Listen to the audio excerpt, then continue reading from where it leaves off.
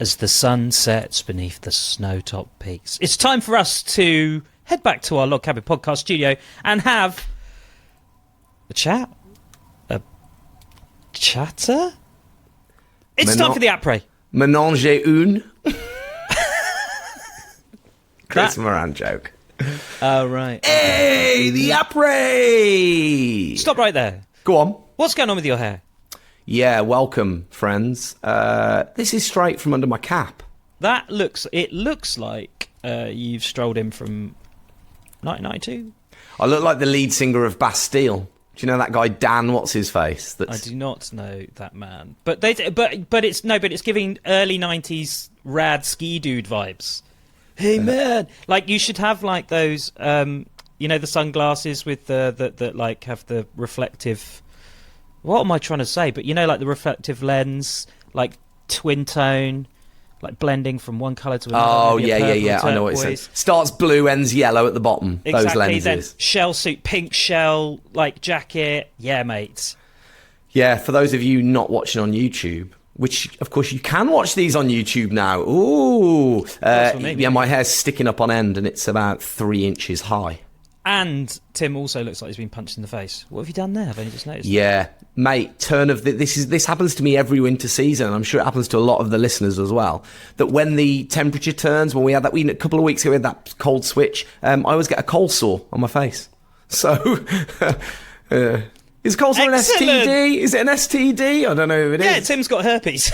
Yeah, it is. It's a form of herpes.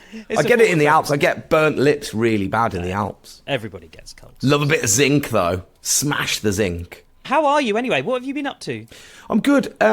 So I'm in London. You find me in London in the middle of a run of Christmas shows of the Famous First Words show that I do. And I'm actually staying with an old Morzine seasonaire from back in the day, a girl called Kat McKenzie, who I know. She used to work at Red Bull as well. And first met Kat on the slopes of Morzine, probably close to 26 years ago. Wow. She's got a super posh house in Bethnal Green. Oof. Someone's doing all right. I'm looking at a tray of crystals on a windowsill with black aluminium window frames looking out, and I can see EasyY953 taking off from London City Airport, heading to the Alps. Glorious sunny day, and London is firing, man. London's on good form today. Yeah, nice. Sun's out here down as well on the south coast, so it's nice. Oh, that sounds like fun. Yeah, what about you? How have you been? Yeah, I've been busy in and out of London. We're recording a whole bunch of Christmas specials, getting ready for the festive period. So it's kind of been it's been nice, just swigging wine, chatting, shooting the shit. I'm in full festive mode. I'm like, no, good. You've got to be. I've given up on like worrying about what I'm eating now.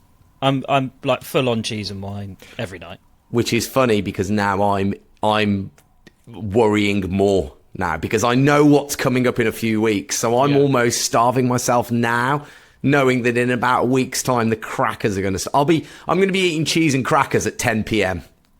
Yeah, handfuls of nuts at any time of the day. I went out with some of the dads the other night, and we went to it was literally a cheese and wine place. That's all they sell. Cheese, wine, and meat. And since that point, I'm like, okay, well, I'm in now. Yeah. So what's the point? I'm not going to hold back. I mean, I'll keep. I'm 40 this year. I'll keep a check on the old ticker. I'm not going to go. Oh my god, are you not 40 yet? Looking like that. 40. Sorry. No. Talking of being 40 and really old.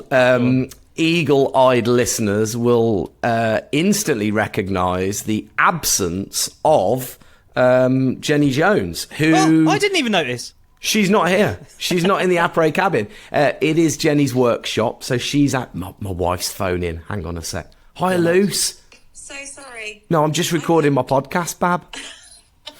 You're on it now. I thought that I'd hang up on you. Sorry. No. Okay. Can I phone you in 20 minutes or so? Is that okay? Yeah.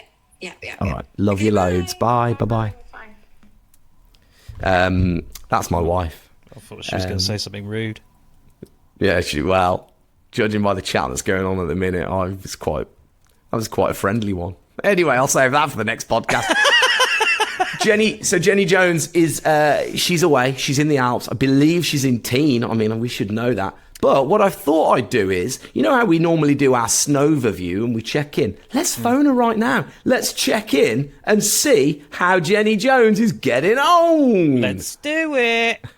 Here we go. What are we doing? Hi, this is Jenny Stone. Please leave a message and I'll give you a call back or send me a text. Thanks. Jonesy, Tim and Ollie here, and the Après fans. We are phoning to see how you're doing, what you're doing, and where you're doing it. So if you get this message within the next half an hour or so, give us a call back. Hope you're shredding. Hope the snow's good. Speak to you soon. Well, there you go. Probably cut that bit from the podcast. But she's got a good voicemail message. I don't even know if I've changed mine. I don't know. I wonder what mine is. Answer machine. What is yours? The greeting. Here you go. Oh, it's default. Yeah, let me press play. Hello, this is Tim Norwood. Sorry I can't get to my phone right now. Please leave me a message and I will get back to you as soon as I can. Cheers. Chips. Did I say chips at the end? Chips. Chips. I don't even know what mine is. Call me. I'm going to turn my phone off. I don't know. Yeah. I don't even know how to check. Hang on. Wait. How do I turn Yours will be like, this giff-gaff mobile cannot be... Go on. Try now. This... It should go to voice. Welcome to Give Gas Spice.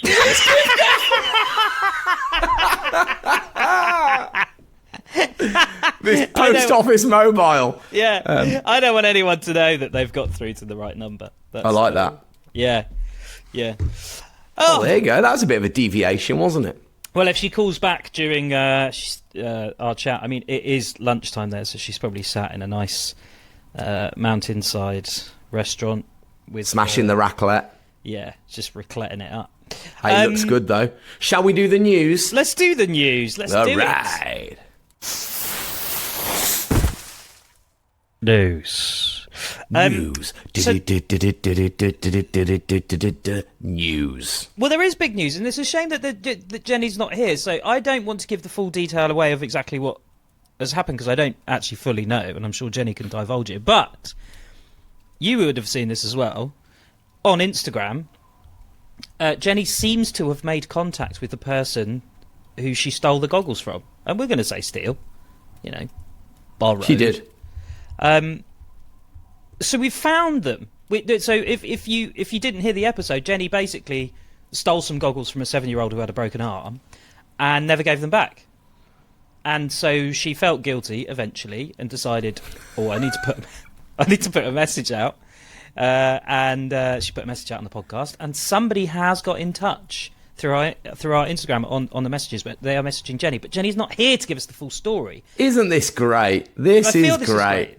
Yeah. It is. It was a lady called Kelly, and she got in touch to say, hello, it was my daughter Isla, and she loves telling people that Jenny Jones pinched her goggles. Yeah, I would share that story. Yeah. Really good. Basically, Jenny's little lad, if you don't know the story, Jenny's little lad was struggling with snow blindness, and the little girl, I believe, had broken her arm and wasn't using her goggles. So they stopped to ask Jenny for a picture, and at that point, they said, "Oh, would you boy like to borrow Isla's goggles?" And he did, and then they just never got around to giving them back. So Kelly's been in touch, and she said they're going to be back in the resort next year, the 7th to the 14th of March, so we could get them back if you're there too.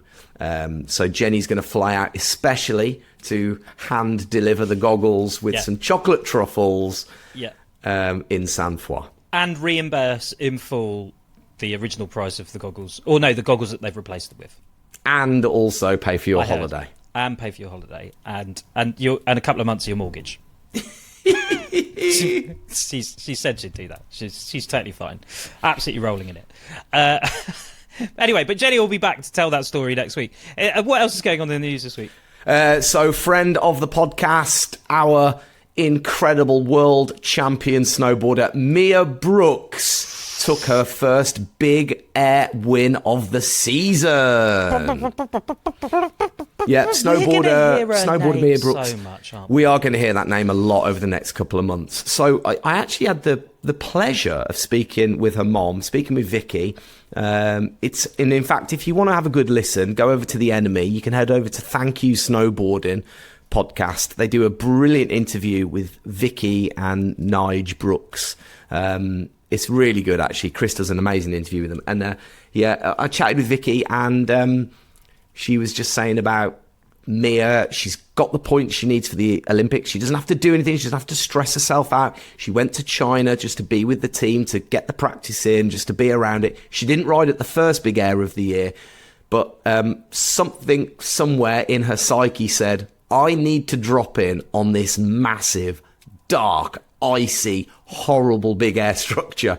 And I don't know if you saw Kirsty Muir, who won in Secret Garden, the first big air on skis. She won that one, but then she crashed out pretty good on this icy death jump, and it was icy. Yeah, her face looks like yours with your cold sore. Yeah, like, there but you worse, go. like Yeah, 10 way times worse. Yeah. So that jump did claim a few victims, a couple of big crashes. Kirsty Muir in the skiing was one of them, but Mia Brooks decided that she would ride, and ride she did to glory, a whopping 30 points ahead of second place. So this bodes well, doesn't it? I mean, this bodes very well. She's already qualified for the Olympics, so she's going to be there anyway, representing Team GB. But what it does do, and as you know, and as we all know, with skiing and snowboarding, if you're feeling good, you ride good. It's a feeling sport, isn't it? And so to just be kind of in that zone and feeling good and feeling excited about your snowboarding and knowing you've got what it takes just gives you that bit of advantage as well. So getting a win under your belt early season, it's a good thing. Well, she's had an amazing year as well. Like I just feel like the sort of, the build up to it has just been just as good as she could have wished for at this point, which is great. So hopefully she's going into it with the right frame of mind. Yeah, like last season she won the Lax Open, which is like, if you don't know, it's basically the European Open. It's the big one. It's the one everybody wants to win over here in Europe.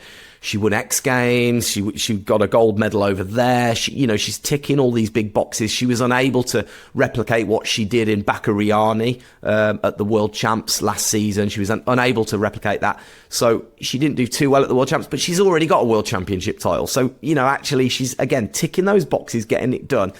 And then coming back with this win, a statement win going into this Olympic cycle. It's Steamboat coming up this weekend, Steamboat Colorado. That's the next big air calendar. So it's quite a relentless calendar, a lot of traveling. I mean, they've done China, they're doing Steamboat. I think she's going to be in Finland. There's a lot going on. So, but to do it in the way she's doing it is, you're right. It's a really good thing to do. Sets her up perfectly. Are they, and all of the riders as well? Like, are they going to hit the pause button at any point before the start of the games? Is there they just keep going into it, mate? They're just going to keep rattling on. No, there is no pause. They get a slight pause over Christmas. Maybe they'll go home. Maybe they'll stay in the Alps. Maybe they'll go see their families. But the FIS circus continues to keep on trucking. I suppose if you did stop as well, it takes you out of that. And you're also building up something much bigger than it needs to be built up, and then you might go in a little bit more do you know what I mean? If you're putting so much on a single thing, actually just treat it like any other season. It's I'm just going to ride as best as I can, and that's great. And it seems like Mia's got that frame of mind anyway, which is, she just seems to be built that way, which is good. Yeah, really. I don't want to use the term lazy, but it's a really laid back way, a real laid back approach. It's just chill. It's just chill, man. I'm just chill, man. Do I sound 40? Just chill, man. Just chill. I'm going to keep saying it until you react. No. Just chill. Hey, talking of chill, should we go into the Snova view? Oh, he's been doing this years. He's been doing this years. Oh my God. That's why they pay him the big bucks, that kind of link. Insert audio sting.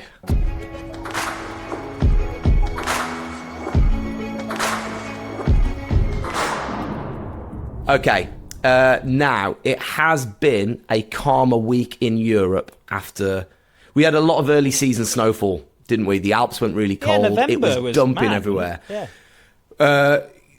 Everywhere's open. We've had new season starts now in the Czech Republic. Norway's open. Slovakia have opened. Even Spain has got some of their slopes open down in the Pyrenees, southern Spain, Scandinavia. A lot of resorts open. A lot of skiing to be done. Scottish ski centres. They're battling their typical kind of changeable Highland weather. But it's been a calmer weather week this week. There's been a lot of snowfalls. I don't know if you saw, I think we mentioned it in the last podcast, the avalanches, be careful. It has been tough. A lot of videos coming in. You've seen these avalanches like ripping down Stabai Glacier, like taking people out. That was awful. Yeah, fortunately nobody injured. But basically, lot of terrain open, lot of regions open. We've had Austria's Ischgl, Solden. We've got Tignes, Val d'Isère, Cervinia in Italy, Switzerland. They're all open, hundreds of miles of runs. And so, I think it's safe to say that the ski season in Europe, early December, is on. Yeah, that's good, isn't it? Where would you go then? Early season, early doors? Ooh, that is tough. Do you know what? I would look out for the last minute deals in flight prices. Why don't you pick a couple of airports that like you could do Salzburg, you could do Innsbruck, let's say Geneva, maybe a Lyon. Have a look at those airports, see what the cheapest flight is into those, and then pick the resort closest that's the highest from there. And I think actually you get some pretty good things. Again, thank you, Snowboarding Podcast, Chris Cracknell. He's been out in the Alps already. He's been over in Tignes, and it does look really good. And if we'd have heard from Jenny Jones, selfishly, she's not speaking to us, but we would have got a bit of a on the ground snow report. But I think maybe Tignes nice and high. Yeah, but it's quite away from the airport, isn't it, Tignes? That's my only reservation. Yeah, that's true. I did see a video doing the rounds actually over the last week or so, though, and it was somebody comparing the snow lower down. This is like November to like now, and it is like it looks like, I'm trying to think where it was. It was somewhere in the French Alps, I think, but there was quite a thaw on lower down. But that's what you're saying. It's just go high, and then look for the glacier resorts, your Stubais, your Tignes, your Val d'Isères. They're nice high up at the end of that valley anyway, aren't they? Solden, again, a big resort, nice and high up. And then Hintertux at the end of the valley in Austria. That could be a nice little, jet in. You could have a couple of days in Innsbruck as well while you're there. So there's definitely options. Options. Well, hopefully you're heading out there, and if you are, do get in touch at the ApréPod on Instagram. Tim, we've had a couple more reviews come in on the podcast, which is good. Let's. Are we going to read them out? Yeah. Why not? This is we've had those two already. We've had those ones. This one, Irreverent Snow Nonsense, is the title. Love these legends and all their joy they bring. Impossible to listen to one of these without laughing, and you'll probably learn something too. They're probably not the French for pickles. What did we say was the French for pickles? Cornichon. No, that was when I had my viral rant that I had to take down so I didn't get fired. Yes. And I said, back children don't like pickles. And I went, you don't even know the French for pickles. Yeah. That's true. They don't even like pickles. I made a song about it. That's right. I remember that. Did. Winter's on its way.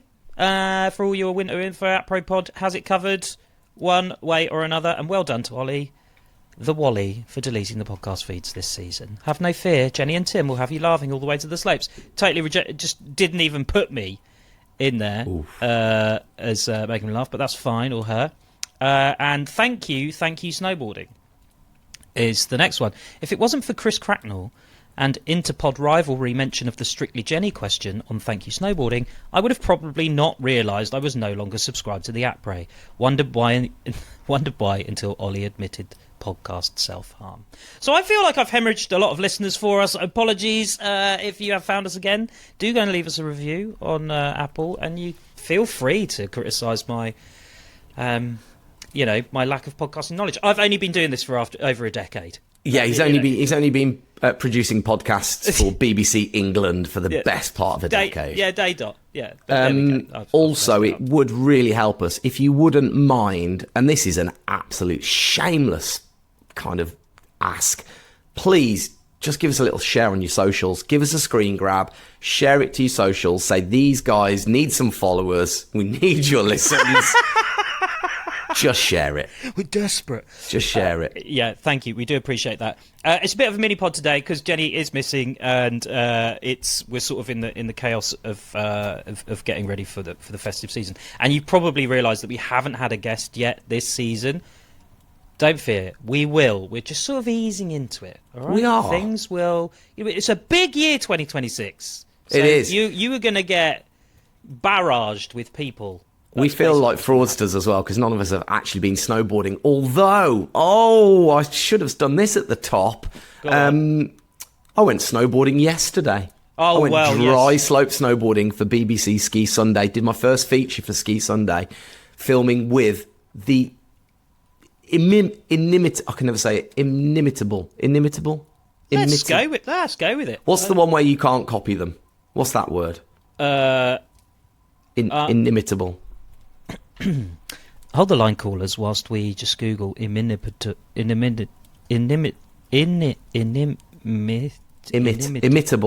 We are professional communicators. So good or unusual as to be impossible to copy. Inimitable. Oh, I did get it right. You did get it right. Well done, Tim. Delete all of that.